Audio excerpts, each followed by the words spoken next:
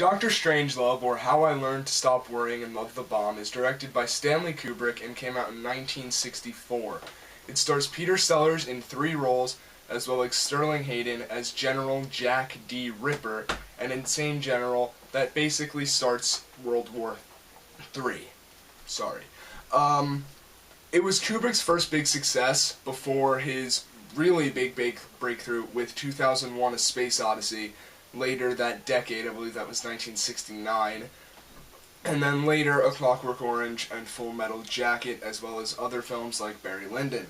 But this is about Dr. Strangelove, and like I said, it's about an insane general named Jack D. Ripper. That's still one of my favorite names. One of the best parts of the movie are the names of some of the characters, and he basically orders a nuclear strike on Russia during the Cold War, and these diplomats, these world leaders, these generals are all in the war room trying frantically to undo his actions while these planes are getting closer and closer to their destination, where they're going to basically nuke the entirety of Russia.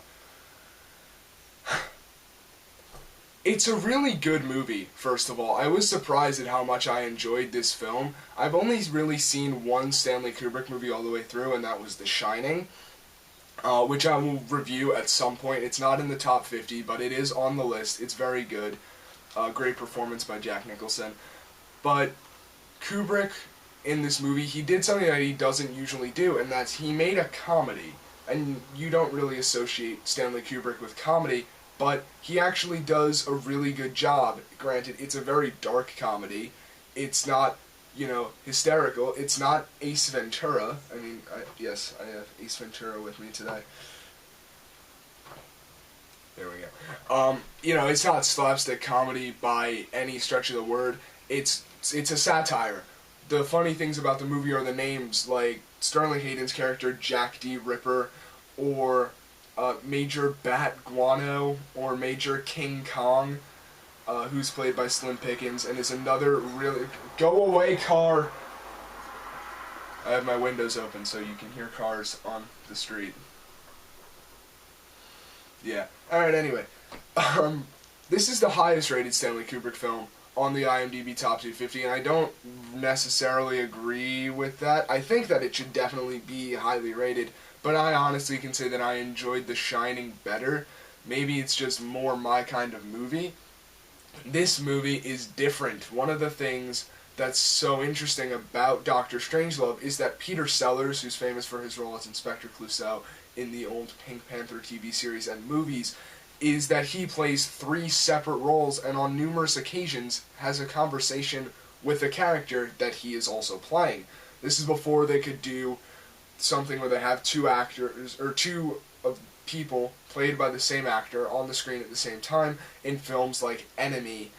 But in this, he will be having conversations with himself. One notable conversation is in the war room when his character, the wheelchair-bound German scientist, Dr. Strangelove, and the president are having a conversation. He plays both of them, and he also plays a British general named Lionel Mandrake, who is with General Ripper at his compound where he launched the nuclear attack while the American soldiers are fighting each other. It's a weird movie. It's a very, very strange film, but it's bizarrely enjoyable. I do want to read you what Leonard Maltin said on the matter, because I think that it's interesting. I don't 100% agree with his review, but I do think that he brings up some very good points. He gives it 4 out of 4 stars, which is pretty rare for him. U.S. President must contend with the Russians and his own political and military leaders when a fanatical general launches A-bomb attack on USSR. Sellers plays the president, British captain, and mad inventor of the bomb in this brilliant black comedy, which seems better with each passing year. Sellers' phone conversation with the Soviet premier is classic. Outstanding cast, incredible sets by Ken Adam. Screenplay by Kubrick, Peter George, and Terry Southern from George's serious book, Red Alert. It's also James Earl Jones' film debut. Now, if you don't know who James Earl Jones is, he's famous for doing the voice of Darth Vader. So that's actually really cool to know. He got his start in Dr. Strangelove.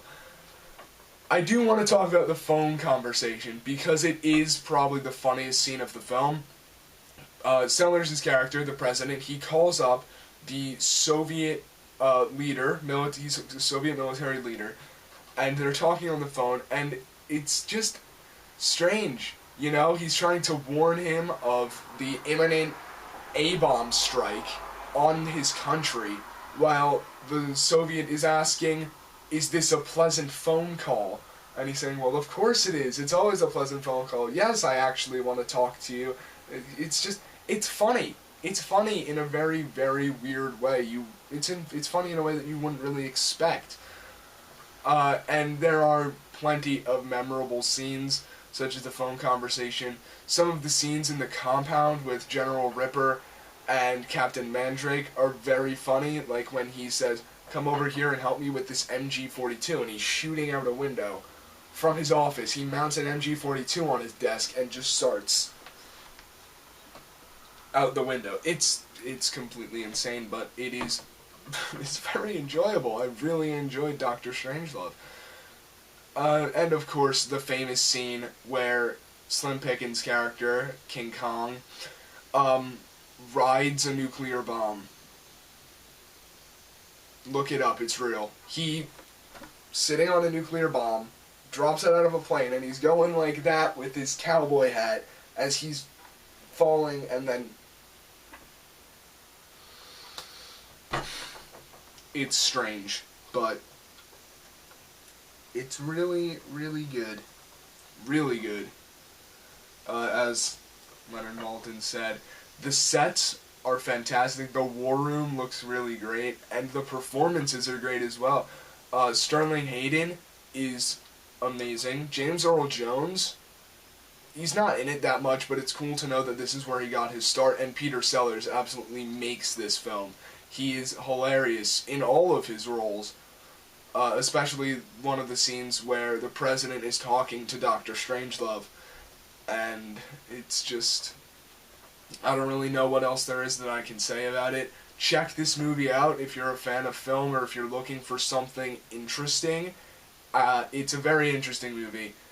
It's very original. There's a lot of things. I don't really know what he means by it gets better with each passing year. I obviously was not alive or anywhere near the time of its release, but if anybody you know was, I don't know, ask them.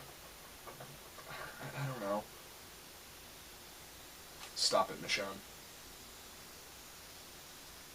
Okay. But anyway, yeah, that's Dr. Strangelove, or How I Learned to Stop Worrying and Love the Bomb. It is a really good movie. I highly recommend it if you're interested in something new. Next film that I will be reviewing, I believe, is Gladiator.